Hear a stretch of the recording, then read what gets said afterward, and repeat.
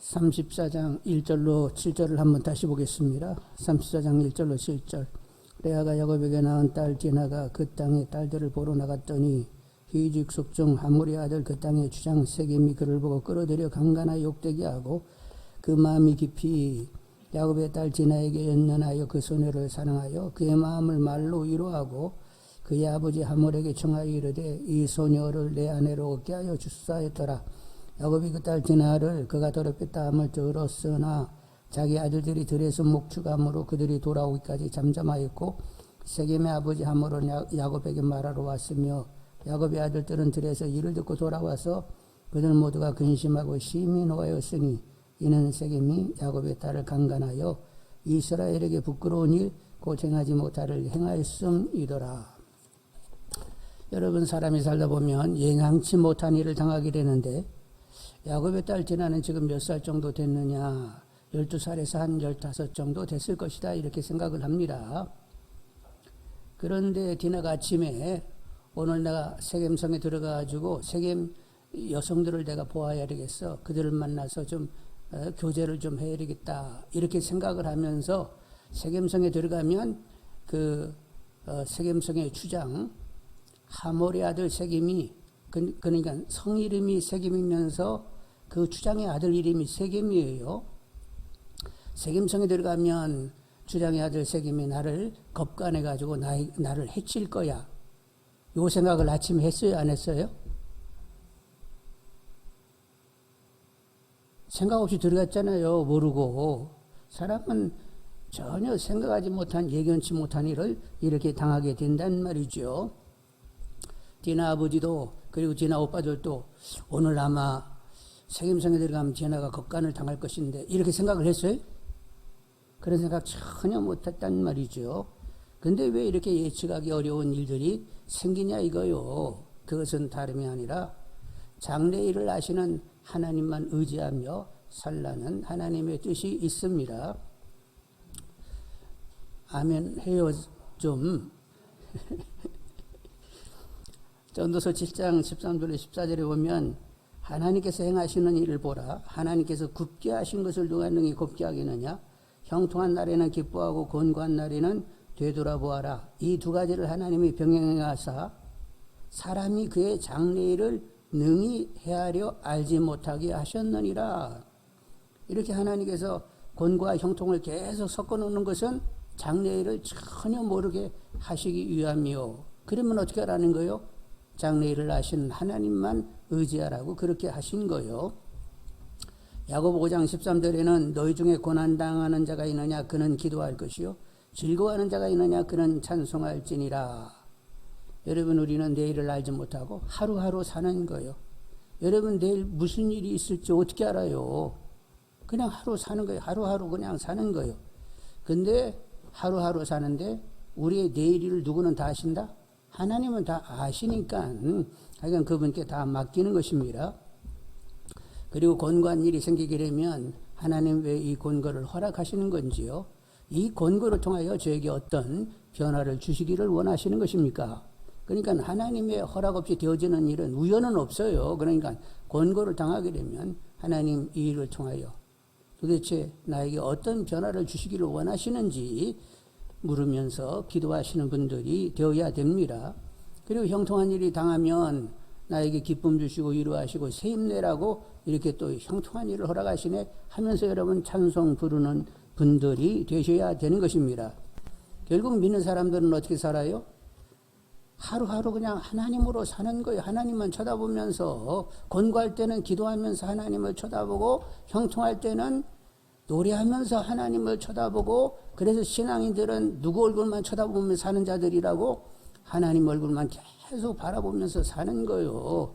여러분, 성경에 쉬지 말고 기도하는 것이 예수 그리스도 안에서 하나님의 뜻이라고 했는데 쉬지 말고 기도하라는 것이 막 그렇게 할 말이 있어가지고 이 얘기 저 얘기 해가면서 그렇게 살라는 것이 아니라 쉬지 말고 기도하라는 것은 누구 얼굴을 계속 쳐다보라고? 하나님 얼굴을 계속 바라보면서 살라는 거예요. 그러니까 시선이 항상 하나님께 가 있는, 하나님을 의식해내는 분들이 다 되기를 원합니다. 그래서 또 기도하면서 노래하면서 기도하면서 또 하루가 가고 하루가 가고 하루가 가는 거예요. 근데 곤고는 어느 때 찾아오는 것입니까? 근데 우리가 생각지 못한 공고가 또 딱 이렇게 눈앞에 나타나게 되는데 그 곤고는 우리가 영적으로 해이되어 있을 때 나타나게 돼요. 아니 물론 이제 다양하게 여러 이유가 있어서 여러 어떤 하나님의 뜻이 있어서 곤고가 우리에게 주어지게 되는데 보편하게는 영적인 해이가 있을 때에 곤고가 나타나게 됩니다. 여러분 지금 야곱은 아주 편안하게 잘 지내오고 있었어요.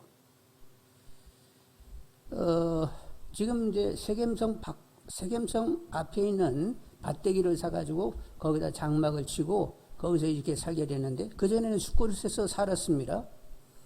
그런데 그 이전에는 사실 굉장히 긴장된 이런 시간을 많이 보냈어요. 눈 어두운 아버지를 속여가지고 형이 축복을 받아야 되는데 자기가 받아놓고는 형에서의 칼날이 무서워가지고 바다나라로 도망가기로 했죠.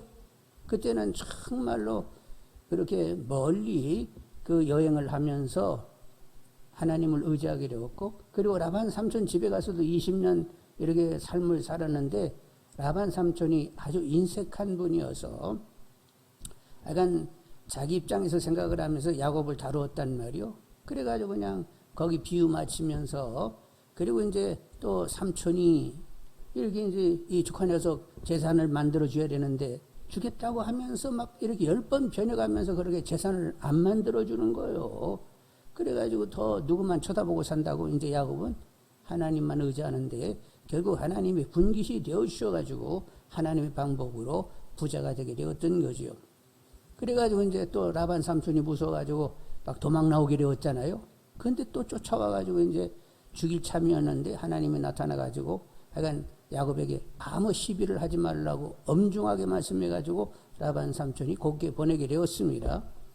그리고 이제 오다가 형을 만나게 되었는데 형이 막 400명을 데리고 온다는 거예요. 그래서 또 형이 나를 죽이려고 오는가 보다 해가지고 야복강가 해가지고 막 하나님을 매달리면서 이렇게 지냈었는데 이제 무사하게 형하고도 이렇게 화친하게 되었고, 그리고 무사하게 이제 시간이 보냈는데 지금 세겜 여기에 와서 살 때는 벌써 형을 만나고 얼마나 지나냐면 한 10년이 보내졌다고 생각을 하는 거죠. 그러니까 10년 어간 지나면서 10년 어간에는 평강하게 이렇게 지내게 되었는데, 사람이 평강하면 막 영적으로 더 막 하나님께 집중되고 김장하고 막 하나님을 더 찾아요. 서서히 나태하면서 해해지게 되는 거예요. 이래 서서히 이제 신앙 열의도 식고 그리고 해이해지고 안일해지게 되었단 말이요. 그래서 하나님은 다시 한번 추스릴 필요가 있게 돼서 이런 환난을 허락하신 줄 압니다.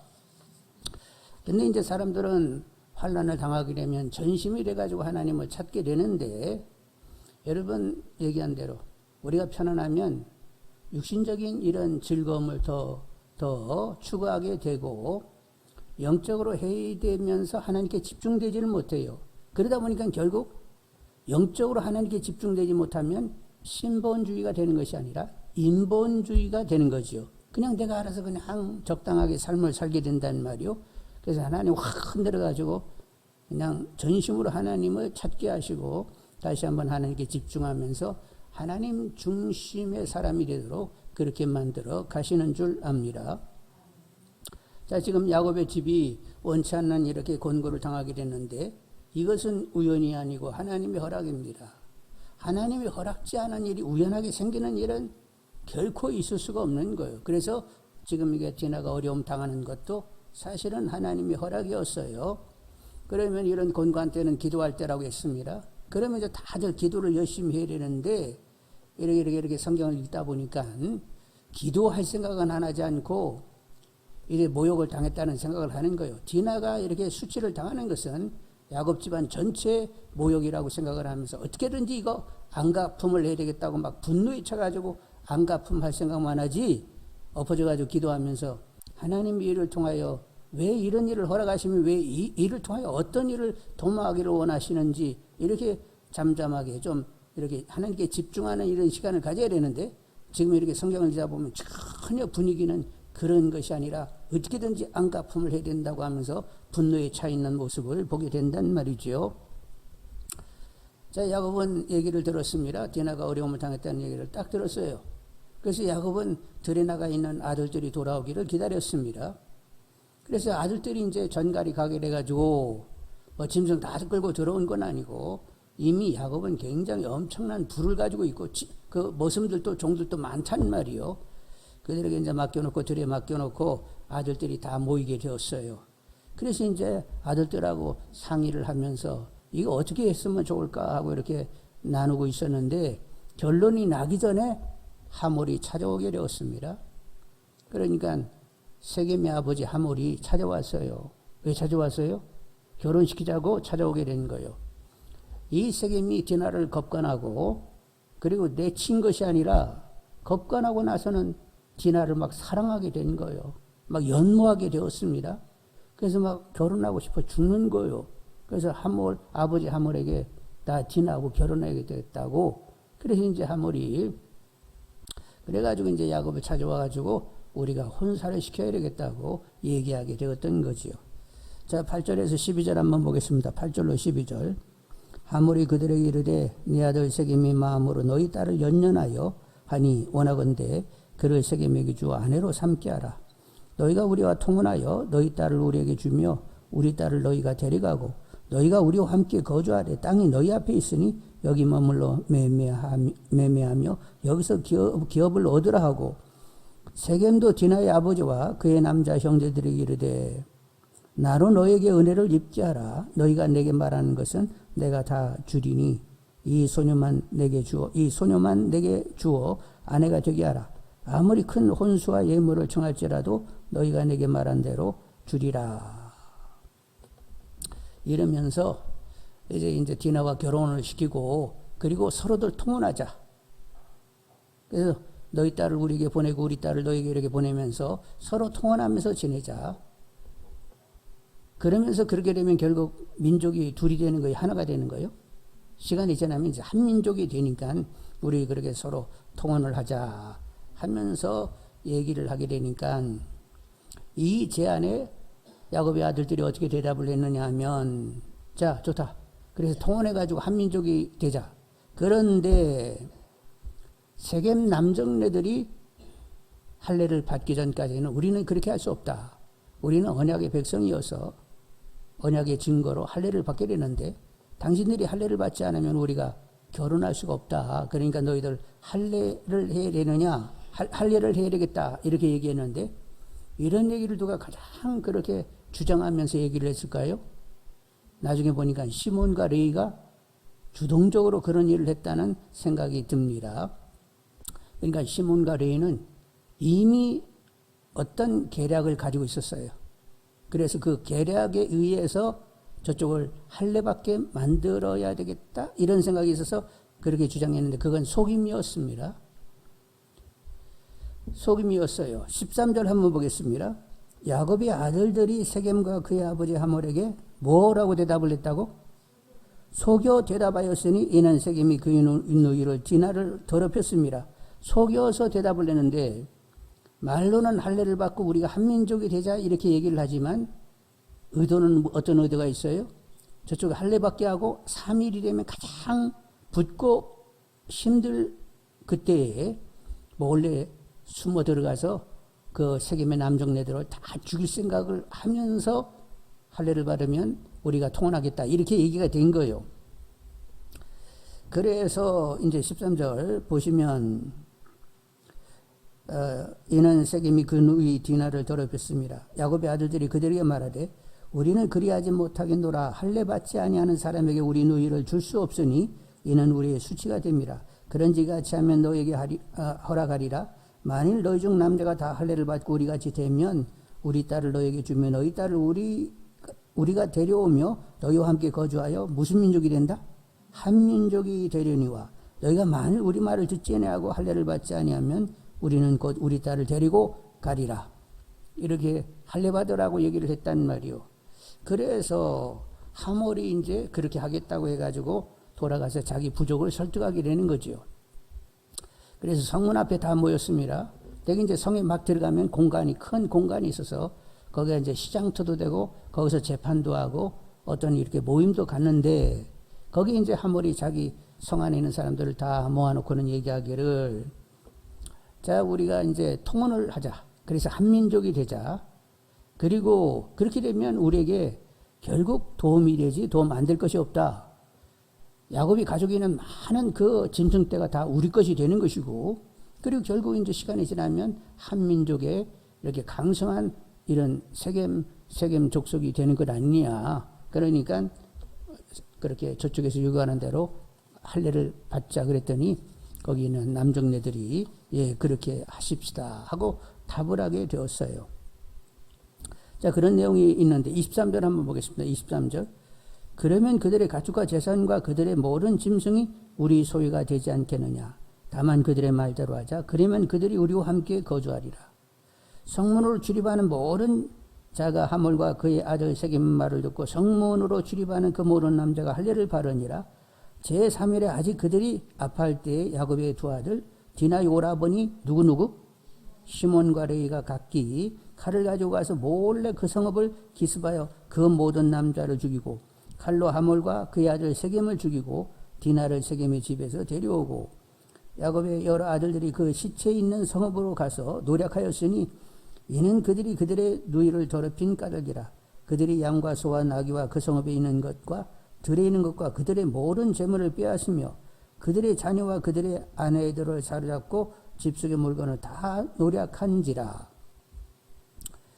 그러니까 시몬과 레이가 들어가지고 남동네들을 다 죽였단 말이요. 그리고 남동네들은 죽이고 그 부녀자들은 다 그냥 또 이렇게 종 삼고, 그리고 세겜 사람들의 모든 짐승들은 다 자기 것 삼고 그 집에 있는 여러 물품도 탈취해가지고 나오게 되었단 말이요. 이런 짓 하는 거 보니까 이게 무슨 믿음의 조상이라고 생각이 안 들지요?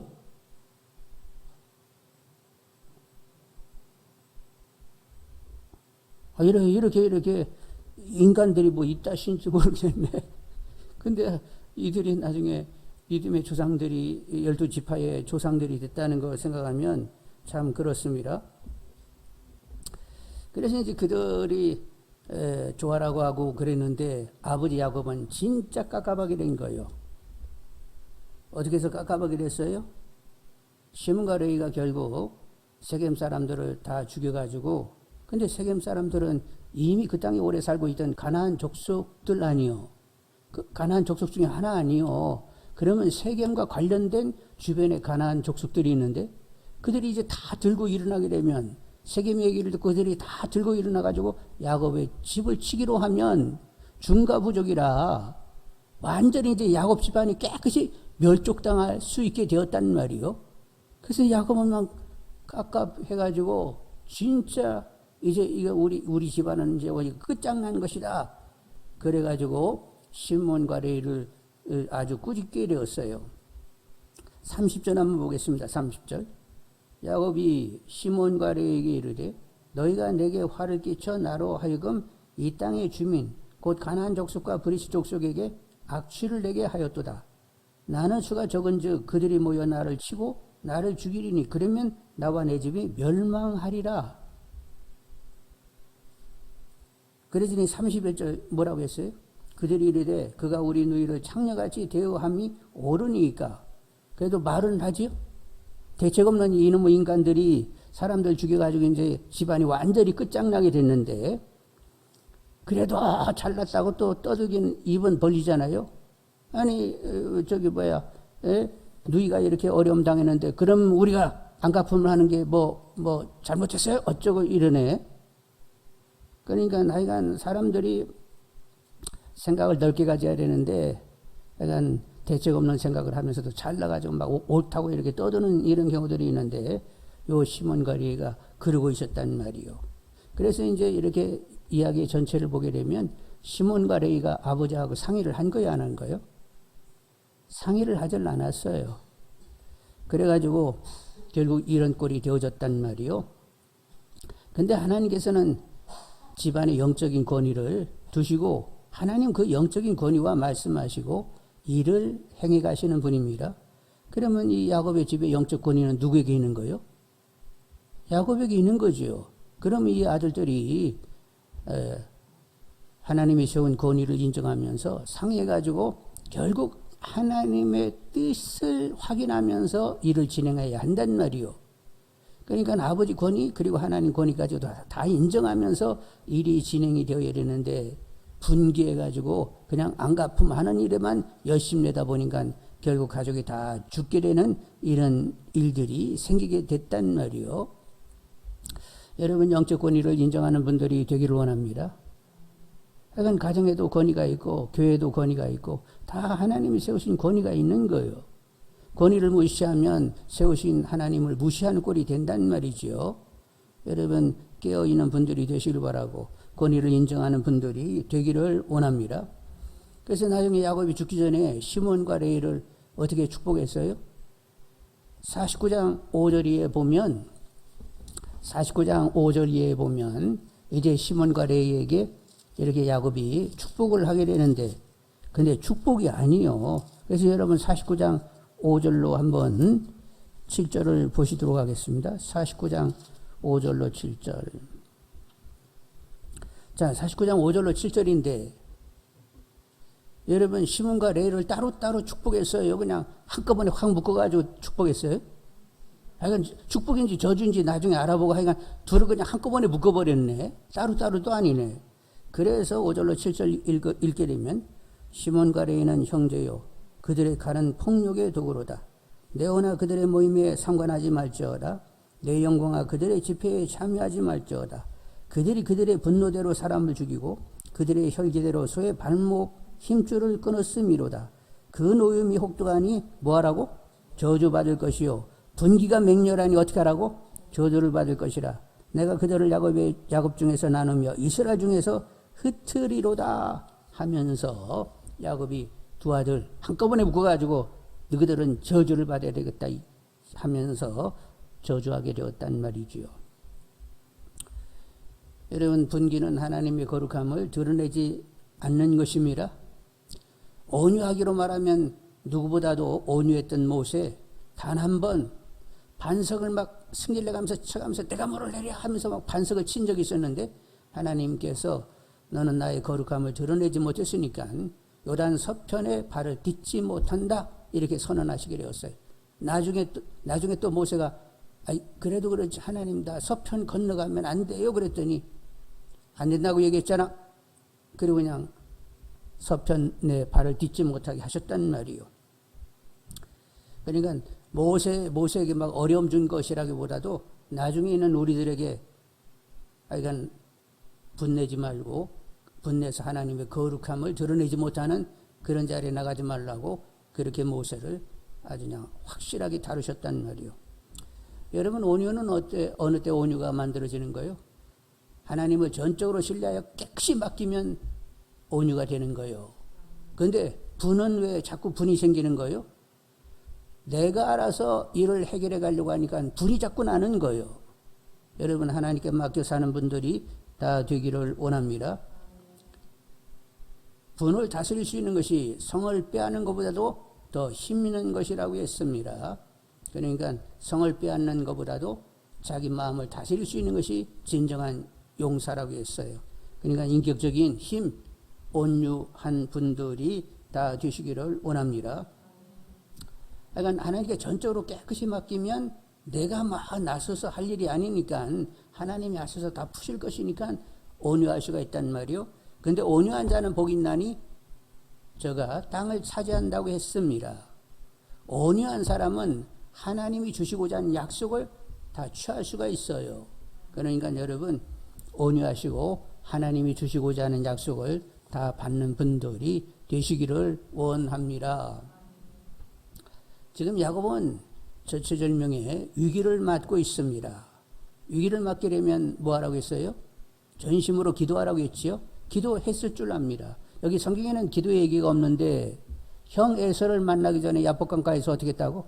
밤새워 전심으로 기도했던 이 야곱은 또 전심으로 기도했는 줄 압니다. 환난 날에 전심으로 기도하게 되면 하나님은 만나주시고 그리고 귀하게 응답하시는 분이요. 그래서 이제 35장 1절에 보니까 하나님이 또 만나주시고 응답을 주시네요. 35장 1절. 하나님이 야곱에게 이르시되 일어나 베델로 올라가서 거기 거주하며 내가 내 형 에서의 낯을 피하여 도망하는 때에 내게 나타났던 하나님께 거기서 제단을 쌓으라 하신지라. 하나님이 나타나셔가지고 너 베델이 가가지고 나한테 제사 드려. 여러분, 야곱이 그 베델에서 하나님을 만나고 어떻게 얘기했어요? 하나님께서 내가 너와 함께하며 네가 어디로 가든지 너와 함께하여 너에게도 나의 뜻을 다 이루게 할 것이다. 그랬더니 야곱이 얘기하기를 하나님 무사하게 다시 이곳에 돌아오게 되면 제가 이곳에서 제단을 쌓겠습니다. 이라고 약속했죠. 근데 10년이 지나도록 가나안에 들어온 지 10년이 지나도록 베델에 와가지고 제단을 쌓았어요? 안 쌓았어요? 예, 말로만 쌓는다고 얘기해놓고는 약속해놓고는 못 지켰단 말이요. 근데 하나님은 신실하셔서 우리가 약속해놓고 못 지키는 것 결국 하나님이 지키게 하시는 줄 압니다. 그러니까 내가 지키는 거예요? 누가 지키는 거예요? 그것도? 내가 말을 내놓고 나는 못 지키니까 하나님이 지키게 하세요. 그래서 결국 하나님께서 이렇게 베델로 내려가가지고 결국 제사할 수 있도록 이렇게 만들어 놓으셨는데 하나님은 신실하신 하나님이어서 우리들도 신실하기를 원하세요. 하나님이 거룩하시니 너희들도 거룩하고 하나님 온전하시니 너희들도 온전하라. 하나님 신실하시니 너희들도 신실하라가 되는 거지요. 여러분, 남이 보면 잘하고 안 보면 못하고 이러지 말고 하여간 누가 보든 말든 하나님의 신실로 삶을 살아 하나님의 신실을 증거해내는 분들이 다 되기를 원합니다. 근데 이제 야곱이 베델이 가가지고 하나님께 제단을 쌓을 생각을 하면서 어떤 생각이 들어왔냐면 지금 이 야곱에 속한 많은 무리들 가운데는 아직도 이방적인 종교 생활에 익숙한 사람들이 많단 말이요. 야곱의 종들 가운데는 이미 밧다람에서 종된 사람들이 있죠. 그들은 이방적인 이런 그런 풍속 종교 행위를 가지고 있단 말이요. 그리고 이제 세겜에서 다시 남자 다 죽여놓고 그 부녀 그 자녀들을 다 취하게 됐는데 그들도 이방신을 내내 섬기고 있었잖아요. 근데 하나님 앞에 가서 제사를 드리려고 할 것 같으면 그런 것들은 다 제거해야 되겠다. 이렇게 마음이 오게 된 거예요. 그래서 2절로 4절을 같이 읽겠습니다. 2절로 4절. 야곱이 이에 자기 집안 사람과 자기와 함께한 모든 자에게 이르되 너희 중에 있는 이방 신상을 버리고 자신을 정결하게 하고 너희들의 의복을 바꾸어 입으라. 우리가 일어나 베델로 올라가자. 내 하나님 환난 날에 내게 응답하시며 내가 가는 길에서 나와 함께 하신 하나님께 내가 거기서 제단을 쌓으려 하노라며 그들이 자기 손에 있는 모든 이방 신상들과 자기 귀에 있는 귀고리들을 야곱에게 주는지라. 야곱이 그들을 세겜 근처 상수리 나무 아래에 묻고 그래서 이제 이방 신상들을 다 내놓게 되었어요. 라헬은 뭐를 가지고 왔었죠? 아버지 주라빔을 훔쳐가지고 라헬이 온 적이 있었어요. 라헬도 그거 내놨겠지? 그래서 이제 내놓고 또 종들도 내놓고 그러게 세겜 여인들도 내놓고 해가지고 그것을 다 상수리 나무에 파묻게 되었습니다. 이렇게 이제 정결케 했더니 그랬더니 5절에 어떻게 됐어요? 5절에 그들이 떠났으나 하나님이 그 사면 거울들로 크게 두려워하게 하셨으므로 야곱의 아들들을 죽여가는 자가 없었더라. 이렇게 하나님 앞에 정결하게 하고 하나님께 제사 드리고자 하니까 하나님께서 하나님의 수준에서 기이하게 역사하셔서 가나안 거민들에게 두려운 마음을 주고 야곱의 집안 사람을 해치지 못하도록 이렇게 하셨습니다. 여러분, 이렇게 해치지 않게 됐다는 생각을 하면서 사도 바울을 생각하게 되는데 사도 바울이 고린도에 있은 적이 있었잖아요. 그런데 또 사람들이 나를 해치지 않을까 이렇게 염려하고 있었습니다. 그랬더니 주님이 나타나셔가지고 밤중에 환상 중에 주님이 나타나셔서 뭐라고 말씀하셨어요? 너는 담대하게 말씀을 전해라. 이곳에는 내 백성이 많다. 너를 결코 해치지 못하도록 내가 너와 함께하리라. 이렇게 하나님 말씀하셨단 말이요.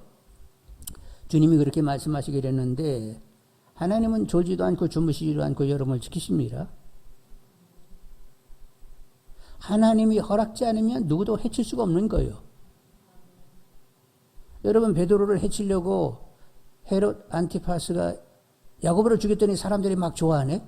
그래서 베드로를 감옥에 집어넣어가지고 이제 6월절이 마치면 죽이려고 했는데 하나님이 어떻게 하셨어요? 천사를 보내가지고 옥문을 열고 나오게 했지요. 그러니까 하나님이 허락하지 않으면 하나님의 사람 누구도 해칠 수가 없는 거예요. 그런데 하나님께서 여전하게 우리와 함께 하시면서 우리를 지켜주시는 줄 압니다. 그러니까 하나님이 나를 지키고 계셔. 이 마음이 항상 이렇게 크게 있는 분들이 되기를 원합니다. 자, 하나님이 여러분을 지키시는데 예수님 말씀으로 하면 하나님과 내 손에서 빼앗을 자가 없다 이렇게 얘기하셨어요. 그러면 우리가 누구 손에 있는 거예요 지금? 하나님과 주님 손에 있어요. 하나님과 주님이 우리를 거기다 당신 손에다 넣어놓고 내내 우리를 이거 보고 계신단 말이요. 그래서 하나님과 주님의 손에서 나를 빼앗아갈 자가 없는 거예요. 그런데 이제 손에다 이렇게 놓고 있다고 하니까 조금 온기가 별로 안 느껴지는 것 같은데, 하나님이 늘 우리가 모태로 태어날 때부터 어떻게 하셨다고요? 우리를 품으셨다고 했어요. 우리가 육신의 어머니로부터 딱 태어날 때부터 하나님 우리를 품고 언제까지 이르신다고? 노년에 이를 때까지 우리를 품고 사신다고 했어요. 그러니까 여러분은 지금 하나님 어디에 있는 거예요? 품 안에 있어요. 그러니까 하늘 보자만 쳐다보지 말고 하나님이 나를 품고 싶다 이렇게 여기면서 하나님의 사랑의 온기가 느껴지는 분들이 되기를 원합니다. 코로나 바이러스 아니면 둘씩 이렇게 막 품고 좀 한 5분씩 이렇게 있으라고 얘기하고 싶은데 그럴 수도 없고, 하여간 집에 가서 한번 애들을 품든지 누구를 품든지 한번 품어보세요. 그래서 온기가 전해지는지. 하여간 하나님의 품에 있다는 사실을 여러분이 인정할 수 있는 분들이 되기를 원합니다. 하나님의 품에 있으면 온기를 느끼면서 여러분은 하늘의 평강과 소망과 자유함과 그리고 새 힘과 새로운 의욕을 가지며 살 수 있게 되는 거지요. 하나님을 계속 의식하며 그분의 품에 안겨있는 나를 계속 볼 수 있는 분들이 다 되기를 원합니다. 이제 베델로 갔어요. 그래가지고 하나님께 기쁘게 제단을 쌓았는데 결국 하나님이 약속하신 대로 바단 아람이 갔다가 무사히 오게 되었습니다. 그리고 하나님의 뜻이 이루어졌는데 이제 자녀들도 11명을 얻게 되었고, 그리고 많은 이렇게 종들과 그리고 풀을 엄청나게 얻어가지고 거부가 돼가지고 돌아오게 되었는데, 이렇게 역사하신 분이 누구라고? 생생하게 하나님이신 것을 알기 때문에 야곱이 베델에서 제단을 쌓을 때 떠나갈 때 이제 막 그 바단 아람으로 떠나갈 때 나타나 주셨던 하나님, 이제 돌아오게 하셔서 베델에서 다시 한번 제사를 드릴 때 하나님의 강력한 임재 속에서 정말로 감격의 예배를 드리게 되었던 거지요. 누가 그렇게 야곱을 다루셨어요? 하나님이 그렇게 다루시게 된 거지요. 여러분, 이제 여러분이 지금까지 신앙생활을 얼마나 했는지는 모르지만 지금까지 하나님께서는 여러분과 함께 하시면서 여러분에게 여러분을 향한 하나님의 뜻을 계속 이루어 오신 줄 압니다. 그래서 여러분, 이 시점에서 하나님 그동안 나에게 함께 하시면서 당신의 뜻을 내게 이루었어, 이렇게 확신이 드세요? 확신이 드는 사람은 손 한번 들어.